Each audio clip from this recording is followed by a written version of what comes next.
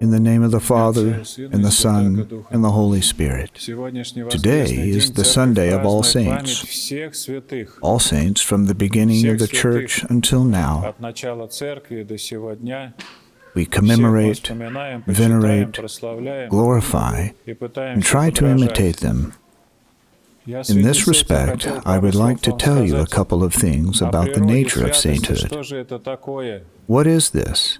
The pursuit of sainthood and the thirst for it have been a part of our nature since creation. God gave this aspiration for sainthood to us.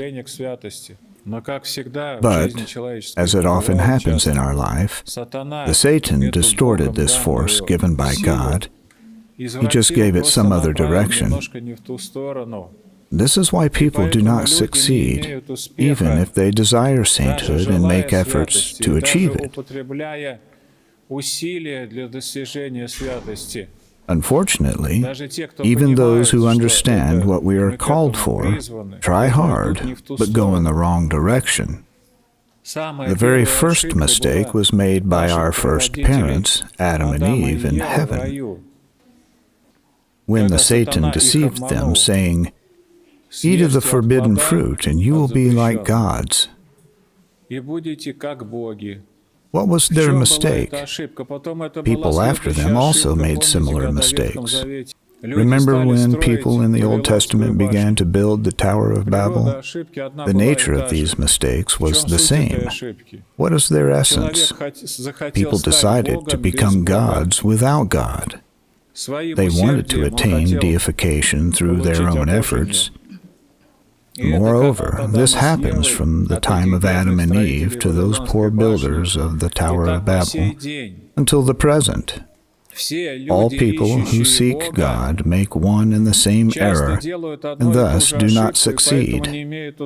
They apply effort, zeal, and use some spiritual practices in order to attain deification by themselves.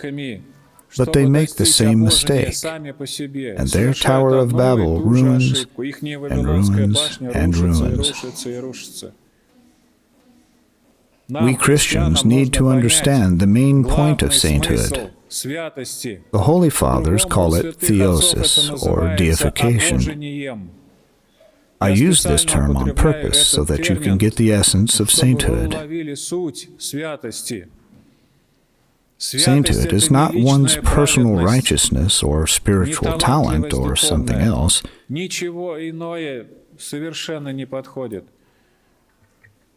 Sainthood is a prerogative of God, but not so for humans. True sainthood, not distorted, not delusive, is when we restrict and compel ourselves, trying to come to the Holy Spirit.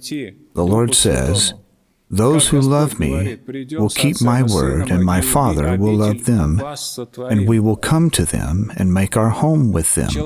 People cannot be saintly by themselves. Only God is a saint.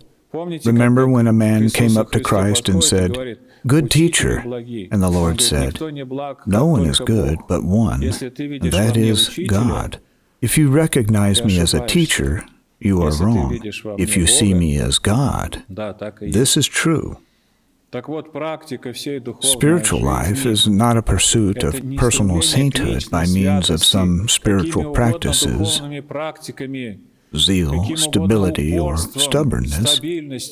None of this will work, and you will not succeed. Rather, and even worse, you will succeed in having delusions about yourself. Sainthood is when God dwells in us. We have a very exact prayer. "O Heavenly King, come and dwell in us." This is the essence of sainthood. He comes and brings this sainthood. And due to our pride, boldness, and arrogance, he may step aside, and our Tower of Babel will be ruined at once. People strive and make the same mistake. They think sainthood is in their power, and they can attain it through their zeal, sincerity, and stubbornness. However, sainthood is when God dwells in us, The Lord says, "But this is the one to whom I will look, to the humble and contrite in spirit." There is one more statement from the Holy Fathers.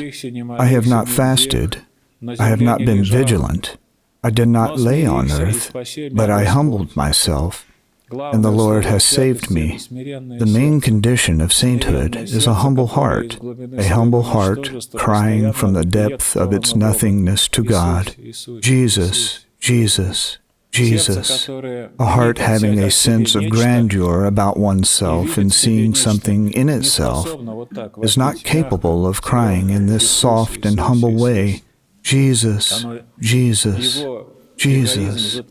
Its egoism stands in the way between it and God. The main condition is to realize that sainthood is when God dwells in us. He will do so when we start to write our I in lowercase and the word God capitalized, and repeat all the time, "Jesus, Jesus, Jesus." Surely I compel myself to act. But no matter how much effort I apply, I need to understand compulsion is on my part, while the result is God's part. The result is not in our control. It is at the mercy of God. What we do is to compel ourselves. We fall and rise, confess and cry again, "Jesus, Jesus." We should crush our knees in prayer and cry, "Jesus, Jesus, Jesus." Sainthood is not our nature. I will return to this word, the synonym of the word sainthood, again, theosis. The dwelling of God in us. God is saintly, we are not. Sweetest Jesus, save us.